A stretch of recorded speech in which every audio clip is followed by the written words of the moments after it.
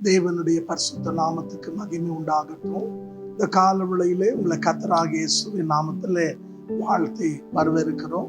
என்னோடு கூட பரிசுத்த வேதாகமத்திலே கலாத்தியருக்கு எழுதின நிருபம் 3ஆம் அதிகாரம் 13-14 வசனங்களை தேவ மகிமைக்கா நீங்கள் வாசித்து பாருங்கள்.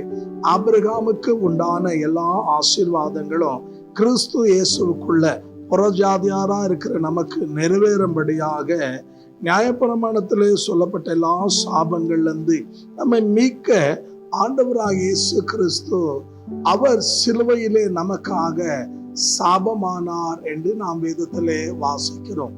அன்பான சகோதரனே சகோதரியே, இந்த உலகத்துல ஒருவேளை ஆண்டவராகிய இயேசு கிறிஸ்து நம்முடைய வாழ்க்கையில கடந்து வரலன்னா கண்டிப்பா என்னை பொறுத்தளவுக்கு நான் தைரியமா சொல்லுவேன், நான் ஒரு சபிக்கப்பட்ட ஒரு சாபமான மனுஷனை தான் வாழ்ந்திருப்பேன்.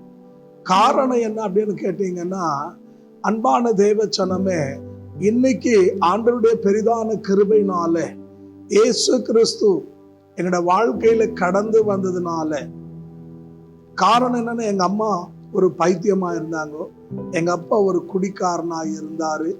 அன்பான தேவச்சனமே, எங்க வீடு முழுமையும் சாபத்திலே நிறைந்து இருந்தது. அந்த சாபத்தை தேவன் என்ன பண்ணார் அப்படின்னு கேட்டீங்கன்னா, அன்பான தேவச்சனமே, எங்க மேல இருந்த எங்க தலைமுறை மேல இருந்த எல்லா சாபங்களையும் அவர் சிலுவையில தன்மேல் சுமந்து கொண்டார். இவரை போல என்னங்க ஒரு அன்புள்ளவர் யாருமே இல்லைங்க. காரணம் என்னன்னா, அன்பான தேவச்சனமே, நீங்க வேதத்துல வாசித்து பாருங்க.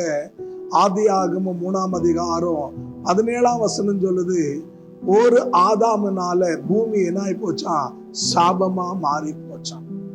ஒரு மனுஷன் செய்த என்னங்க தவறு நிமித்தமா பல தலைமுறைக்கு அந்த சாபம் பின்பற்றி கொண்டே வந்தது.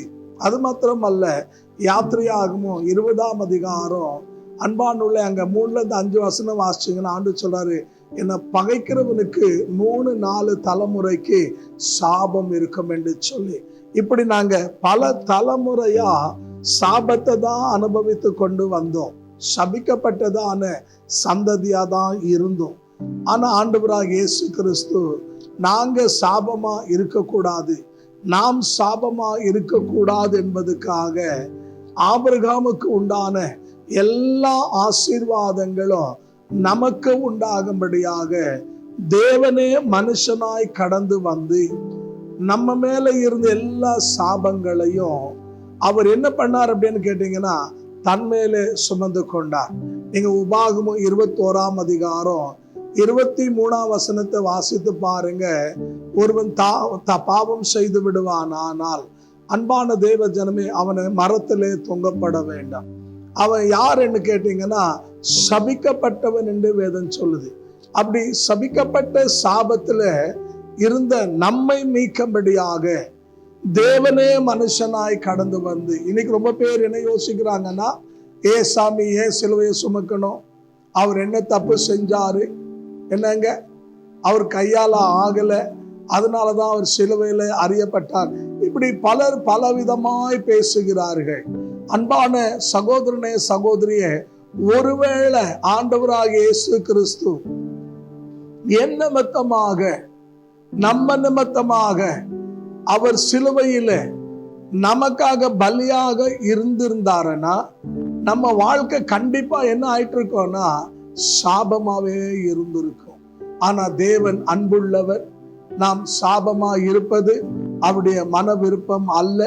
அவர் என்ன செய்தாருன்னு கேட்டீங்கன்னா, நம்ம மேல வர வேண்டிய எல்லா சாபத்தையும் அவர் தன் மேல சுமந்து கொண்டார். அவர் சுமந்து கொண்டதுனாலதான் இன்னைக்கு நாம் ஆசீர்வாதமா நாம் நல்லா இருக்கிறோம்.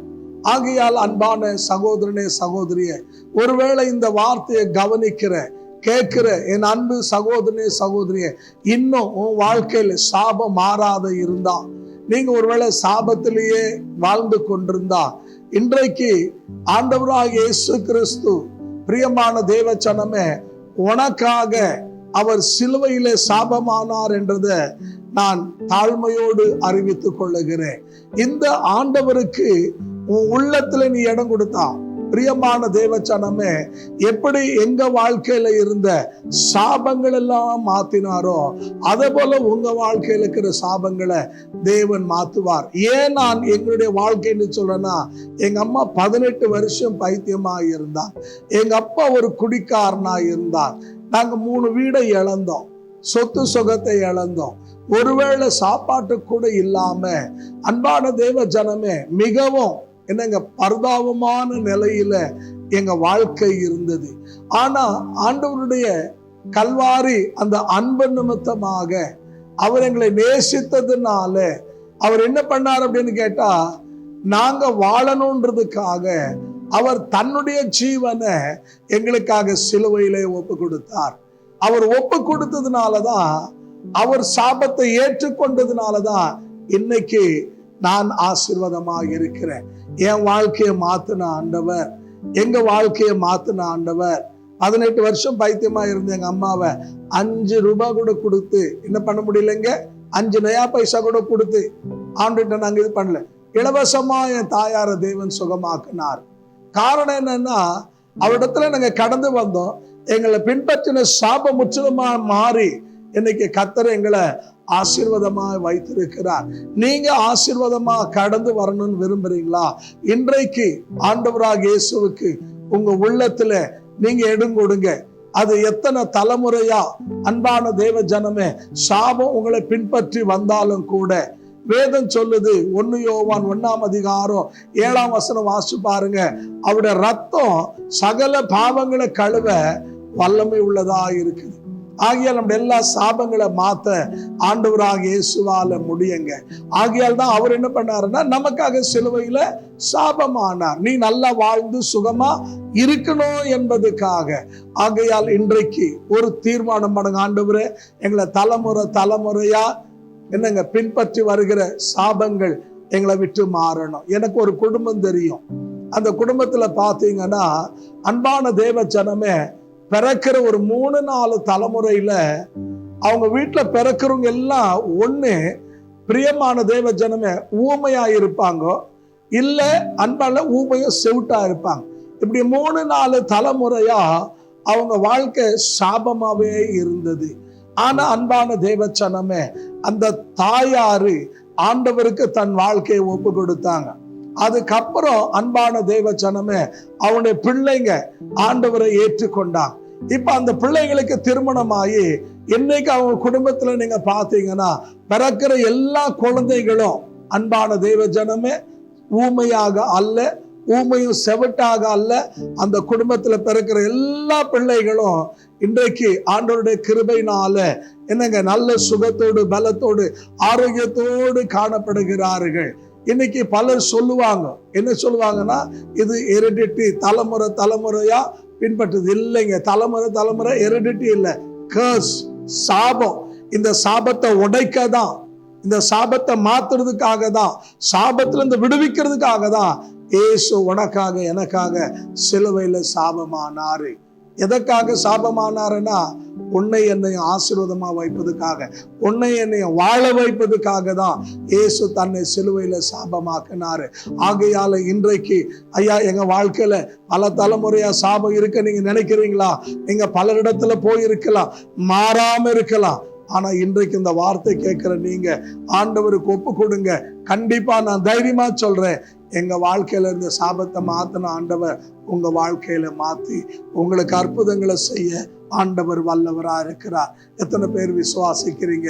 இருக்கிற இடத்துல தலைகளை தாழ்த்தி கண்களை மூடி நாம் ஜெபிப்போமா?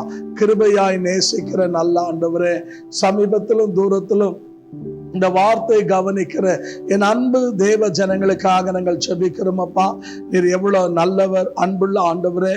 நாங்க நன்றா இருக்கணும், நாங்க ஆசீர்வாதமா இருக்கணும்னு சொல்லி ஆண்டவர் ஆபிரகாமுக்கு உண்டான எல்லா ஆசீர்வாதங்களும் எங்களுக்கு உண்டாகும்படியாக ஆண்டவர் நீர் உண்மையே சிலுவையில சாபமாக்கி எங்க மேல வர வேண்டிய எல்லா சாபங்களையும் நீர் உண்மையில் சுமந்து கொண்டு தீர்த்ததுக்காக நன்றி.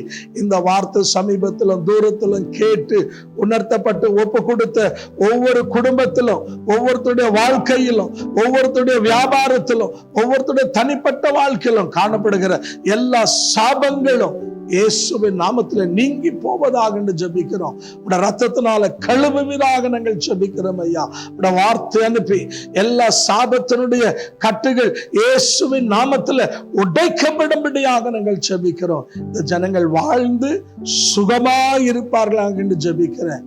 அவருடைய தேவைகளை சந்தியும், அவருடைய குறைகளை நிறைவாக்கும், அற்புதங்களை செய்து ஆசீர்வதியும். உம்முடைய ஆணை பாய்ந்த கரத்தில் ஒப்பு கொடுக்கிறோம். அன்றைய எங்களுடைய ஜெபங்களை கேட்டதுக்காக நன்றி. இயேசு கிறிஸ்துவின் நாமத்தில் பிதாவே, ஆமென். தேவன் உங்களை ஆசீர்வதிப்பாராக.